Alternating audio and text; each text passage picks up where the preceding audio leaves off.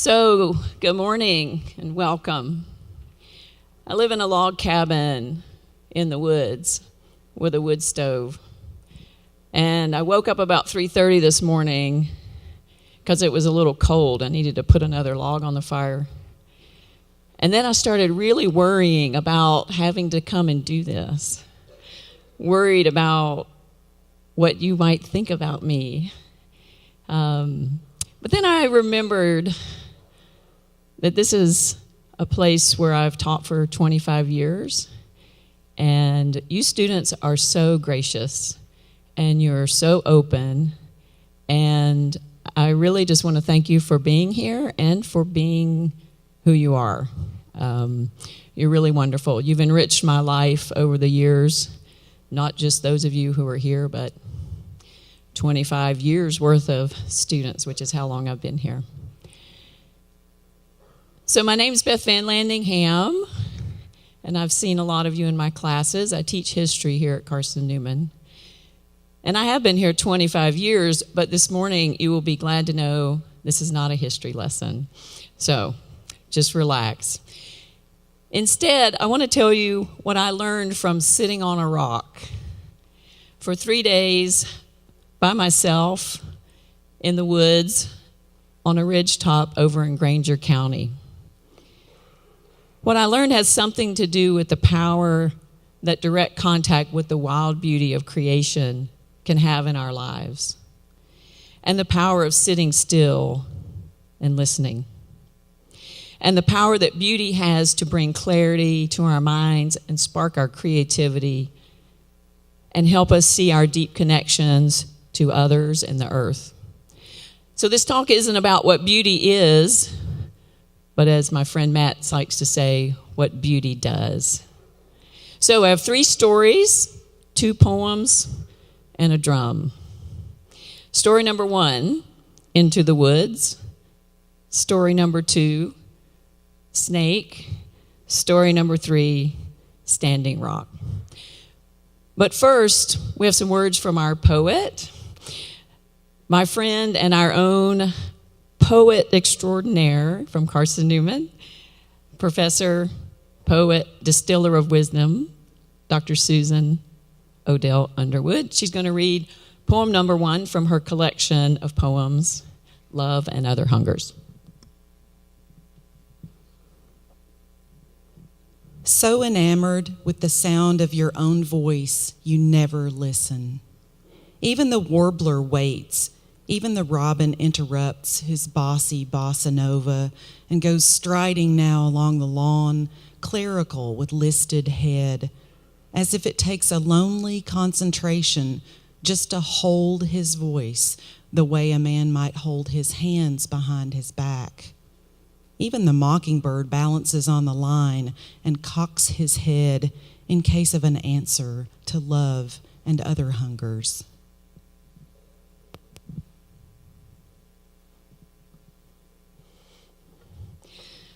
So enamored with the sound of your own voice, you never listen. When I hear that line, I think maybe that Susan was talking about me.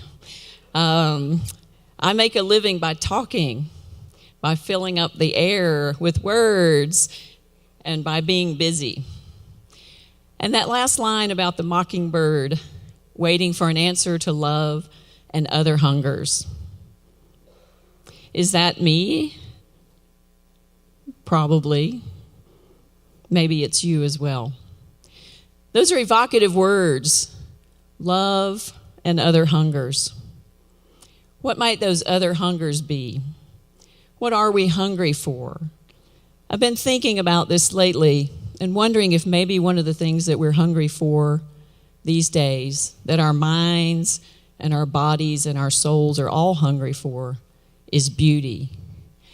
And maybe more specifically, the beauty and rhythms of the natural world, of this earth that we put our feet on every day.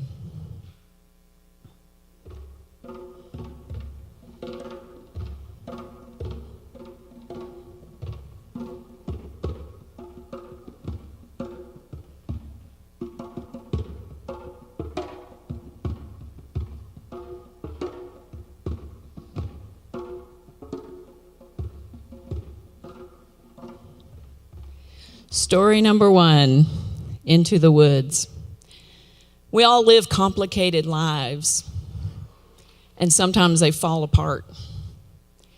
A few years ago, I came to one of those crossroad places in life, one of those places where you suddenly realize that your life is not what you thought it was going to be going forward. My life had seemed to be in order, but then suddenly it wasn't. Things that had seemed settled and comfortable were gone. My vision of the future was suddenly muddled. These crossroads are hard. A job is lost, a family breaks, a friend dies or moves away, a marriage or a relationship ends, a disease arrives. Clarity gives way to confusion. Well, I was at one of those places a few years ago. It was a place of sort of profound fracturing in my life. And it sometimes happens at those moments. A guide appeared, and this is what he looked like. This is my friend Bill Nickel. He's an ordained United Methodist minister, founder of Narrow Ridge Earth Literacy Center, and as you can see, holder of toads. So he said, why don't you come over to Granger County and sit in the woods on top of Log Mountain by yourself for 3 days and think about your life? We're gathering a group up for a vision fast in June, and it'll give you time and space to think. Well, I'm just going to tell you, if you ever see this man and he offers you a gallon of water in a Gatorade jug in a place on the mountain, beware. You don't know what might be in store for you. So I asked myself, is this a good idea or is this a really terrible idea? Because sometimes it's really hard to tell the difference between a really good idea and a really terrible idea. So when I have a question like this, what I usually do is I call my mom. I want to get my mom's check-in on this. So I call my mom and I say, hey, Mom, I'm thinking about doing a wilderness fast. I'm thinking about going up on top of a mountain and sitting up there by myself for 3 days, and I won't see anybody or talk to anybody for those 3 days. No cell phone, no books. For someone like me, no books? Oh, no. Just myself and a plastic tarp and these Gatorade jugs with water. So my mom's in her early 80s, and she's not without a sense of adventure, but still she asked this question. She says, why in the world would you want to do that? Right? And, why would you want to do that? I think that's a very good question. And I'll just tell you right now, if you ever want to hear anyone ask you this question, just go ask your mom or ask any mom, their opinion of some crackpot idea you've got, and they'll say, why would you want to do that? And I think that's fair. Or you might be like my mom, and she'd just say, are you crazy? Like, why would you do that? Well, maybe it is crazy. And yet people have been doing this sort of thing for millennia, over the centuries and all around the world. People have gone out into wilderness places, whether a mountain or a desert or a forest, immersing themselves in the wild beauty of creation, looking for clarity, maybe hungry for something other than food. We know that Jesus went out in the wilderness by himself. He went out into the wilderness. That's a tough place. He stayed for 40 days and 40 nights. And I realized after what I ended up doing, the reason they tell you that he stayed 40 nights is so you'll know that he didn't go back home at the end of the day and get in his comfy bed. He stayed out there. He was at a crossroads too. And I wonder now if he needed the stark beauty of the desert to clear his mind. We know Muhammad went and sat in a cave. The Buddha went and sat under a fig tree for 49 days without moving. I don't know how he did that. He didn't have any Gatorade bottles, I'm pretty sure. But he made it. Aboriginal people in Australia, they go on walkabouts for 6 months. Native peoples all across this continent have similar rituals.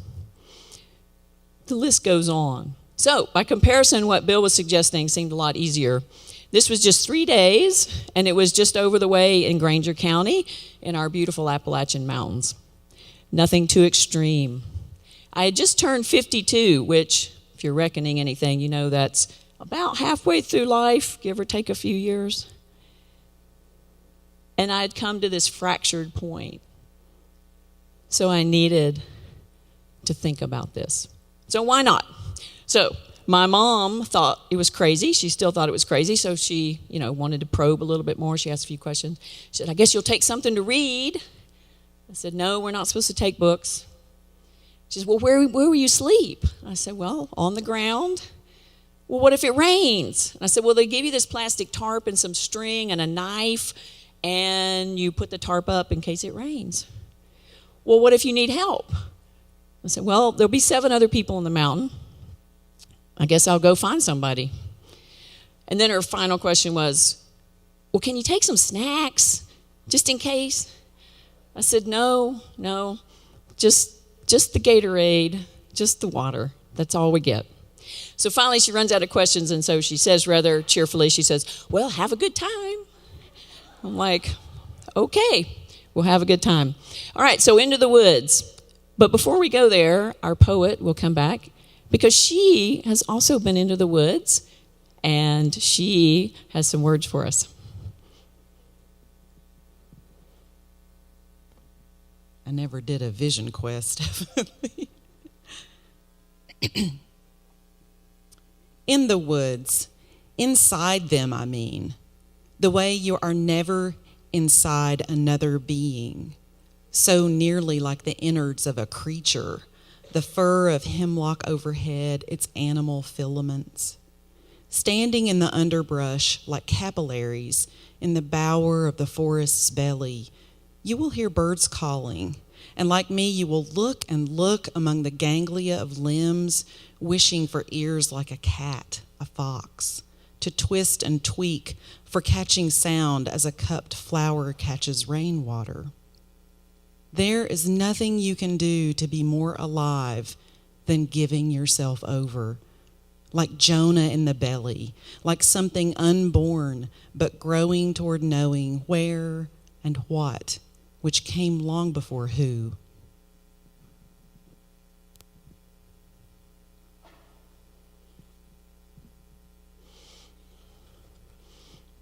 So I love that last line.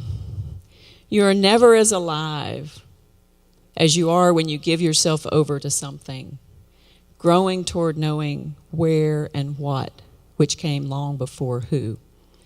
Giving yourself over to something, taking a risk.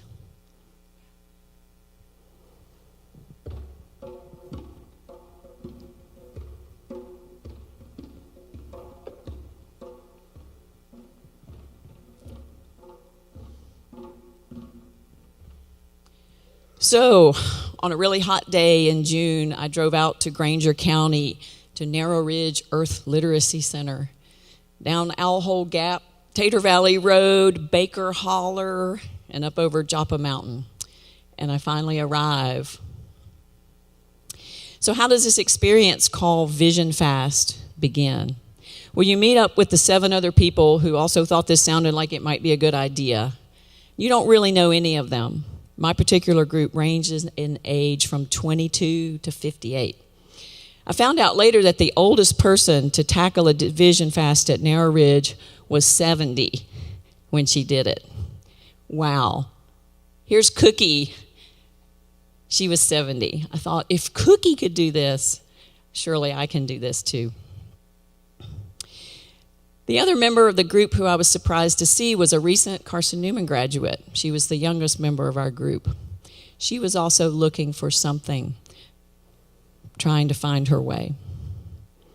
So we're staying at an off-grid solar-powered straw bale lodge for the first few days, and we meet our guides, Mitzi Woods von Meisner and Bill Nickel. We have 3 days of preliminary soul searching before we're ready to go up on the mountain. These are 3 days where you ask yourself, how did you get to this point in your life? What is your story?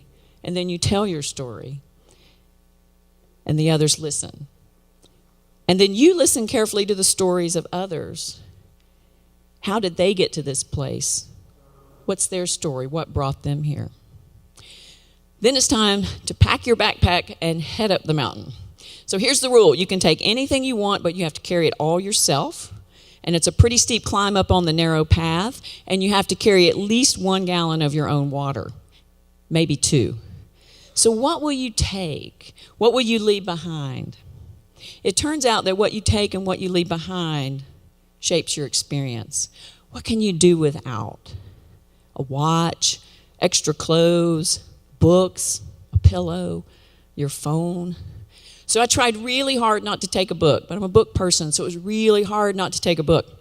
So I took this one. I took How to Sit. I thought this seemed like an appropriate book. It was very, very small, very lightweight, about this big. I thought, this is perfect. I can do this. So once on top of the mountain, we're each dropped off at an assigned spot. And my site is on the end point of a ridge. On the map, you can look at a topo map, and it says Diamond Point.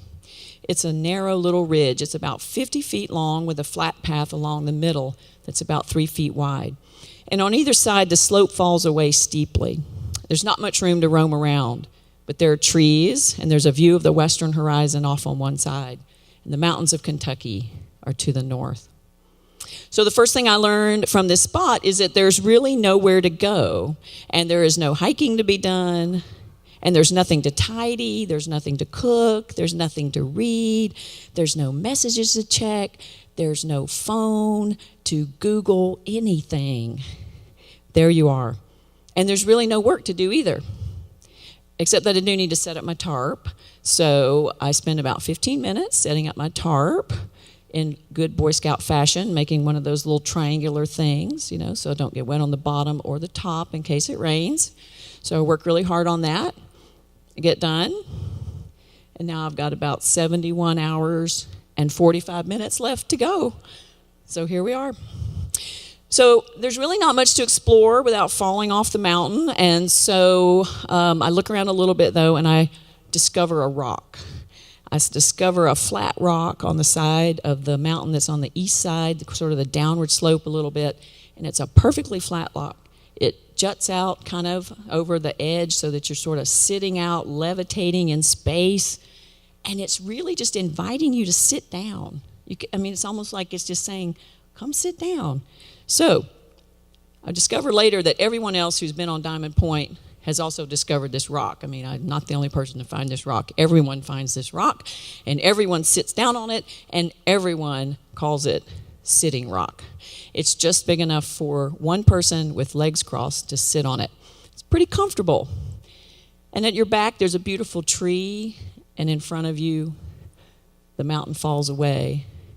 And at night, the sky opens up above you, and you can watch the moon sweep across the sky. You can see stars in deep darkness. In the morning, you can watch the sunrise right in front of you. It's quiet. It's a beautiful spot. So I spent 3 days more or less sitting on this rock and thinking and questioning really every decision I'd ever made in my life. All the things that had brought me to this point and to this spot. So I thought, what did I do right? And what did I do wrong? And what was good and what was not so good? What do I regret? Who did I harm? Who do I need to apologize to? Who have I been? And now, who do I want to be? What's next? So in the next 3 days, I slept, I cried, I argued with myself. I forced myself to drink all 3 gallons of water, which is actually not that easy to do. I watched the sun rise and set. I watched the moon set and rise again. And the days went both slowly and quickly. I got hungry, and then I wasn't hungry. I got sleepy, I got restless, I got bored, and then I got more hungry. And then I became calm, and time became relative. Without a watch or a cell phone, it's hard to tell how the hours are passing.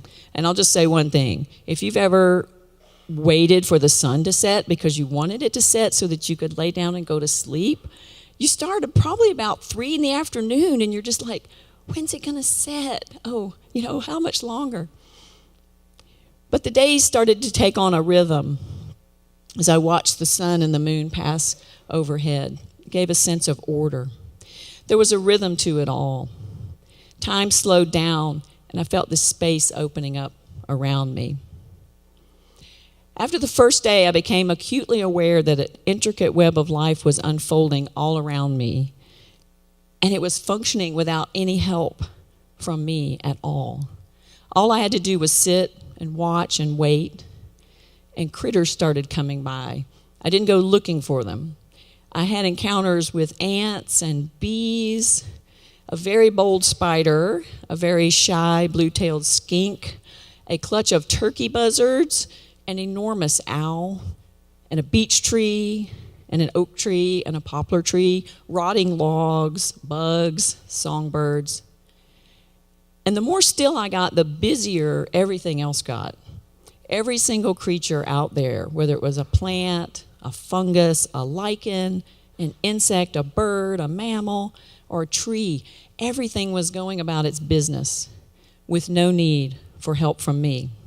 In fact, I realized I was a guest, and everything in this woods had its own beautiful pattern of doing and being, and I was allowed to rest in the beauty of these patterns. So here's the first thing I learned from sitting on a rock.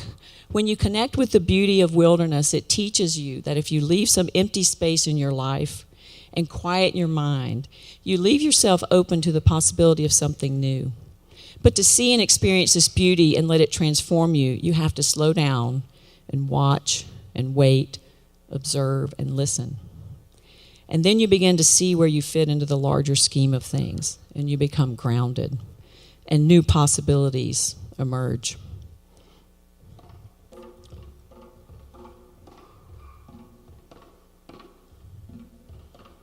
Story number 2, the professor and snake.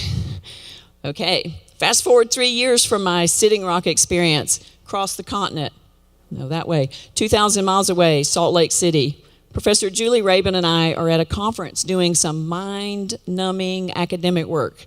We are grading AP exams. I don't know if any of you ever took an AP exam and wrote an essay or did anything like that. Well, somebody on the other end has to grade it. And we sat there for 7 hours a day for 6 days in a soulless convention center. So every afternoon, we would run for the hills and escape out to the Wasatch Mountains into the beauty of those woods, high up in the clean air. Or we would go out to the Great Salt Lake. I think we were hungry for beauty. So one day we end up on Antelope Island, and there you can see one of the bison that is there. We have our picture made with it. It was very cooperative. This island actually sits inside the Great Salt Lake. So it's dusk, it's about 9 o'clock, and we've seen some bison and we've seen some antelope, and now the sun is setting. And it's spectacular. Across the water, we see the streaks of orange and blue and purple and pink and red and yellow. It's changing by the second. The sun is sinking behind the water. And Professor Rabin, who is an artist and a graphic designer and just an all-around cool person to hang out with, is also a photographer. She wants to get a picture of this sunset. So she starts running down this rocky path. She's headed toward this outcrop, and she's trying to get there in time to get the perfect picture of this amazing sunset. She has her big digital camera in her hand. And so she's running, and she's running, and she's running, and all of a sudden, she's about 20 feet in front of me, and I see her leap up into the air, and she's levitating, and it looks like she's running on a bed of hot coals. She's like doing like this, and I hear coming out of her mouth, "Snake!" And she just comes down on the other side, and she whips around with her camera, and she takes a picture of this snake, a portrait of this snake. And then without missing a beat, she just turns around, she keeps running and running. So she heads on down to the sunset. But I'm a little worried about this snake, Before she met this snake, it was doing that beautiful serpentine thing that snakes do. When I came upon the snake, it looked like this. And I thought, oh my God, she's frightened it to death. It's probably dead. And sure enough, it was standing there. It was just like it was like it was paralyzed with fear, you know. So I leaned over and I thought, I'm going to see if this snake's all right. So I lean over. And I think I hear this faint sound, and I think it's saying, human. Oh my God, it was a human. Okay, well, Dr. Rayburn here got her photos of the sunset. So she made it down to the water. So here's one of her pictures and another. But what was really amazing to me is that the beauty that she encountered on Antelope Island and hiking in those mountains burrowed down in her heart and mind. And out of all that came this amazing series of images constructed of watercolor, ink, pencil, and newspaper, and her imagination. If you look carefully at this one, I think the snake is immortalized somewhere back there in the background. The wild beauty of the natural world has the power to spark our creativity, whether in painting or poetry or music.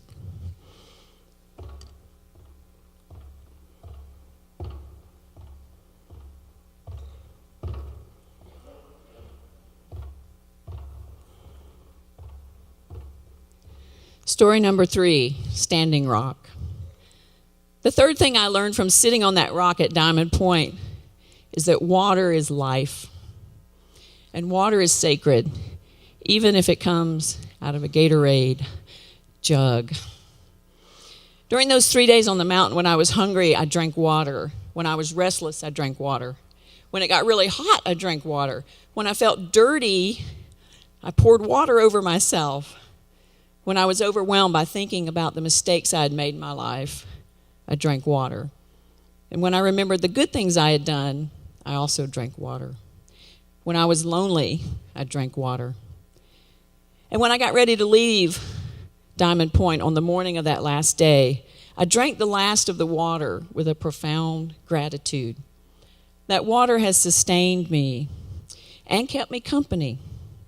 And I began to understand in a very visceral way how sacred water is and how much we all depend on it. It is vital.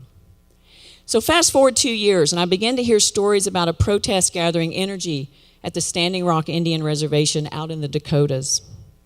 Standing Rock is home to the Lakota Sioux people, and they were fighting to stop the Dakota Access Oil Pipeline that was being built near their land and had the possibility of contaminating their water supply. Their protest captured the attention of the world. They began to call themselves water protectors, and their message was simple. Water is life, water is sacred, and we have a duty to protect the sacred. We will resist this pipeline. Native peoples and their allies from all over the United States and even the world began streaming toward Standing Rock to support this protest. Thousands of people came and camped and rallied around the idea that to protect water was to defend something sacred. They settled in for a long stretch that went into the months. People kept coming. The state sent heavily armed men to try to stop the protest and break up the camp at Standing Rock. They brought in riot gear. They sprayed the protesters with mace. They fired rubber bullets. They turned water cannons on them on a night with below freezing temperatures. The images that captured the attention of the world, and 2,000 U.S. military veterans arrived with the intention of protecting the water protectors. The water protectors continued to insist that water is sacred and must be defended. Their protest is grounded in a deep connection to the natural world that is part of their culture going back thousands of years. If you ask them, they will say they are grounded in beauty, the beauty of the natural world, and their long-standing and deep connection to it. It is what gives us life. I think I understand this from my own experience. That grounding in beauty gave them the courage to take their stand at Standing Rock, to forge a resistance to something that they believed would destroy the sacred connection they have with the earth and endanger their entire community. We all need clean water. Water is life. The Navajo people, who call themselves the Diné, have a word for this idea that there is a way to walk through the world in response to beauty. letting beauty help you see and understand the connections between yourself, others, and the earth. The word is holtso, and it means to walk in beauty. To walk in beauty is to take responsibility for yourself, to walk through life in such a way that you honor yourself, you honor others, you honor all life, and you honor the earth. This is a powerful, beautiful idea. The beauty that is at the heart of the natural world is powerful. And as human beings, we're connected to it. We're grounded in it. It can give us clarity, creative inspiration, and even the courage to resist injustice and protect the sacred. So seek it out, and wherever you go, may you walk in beauty.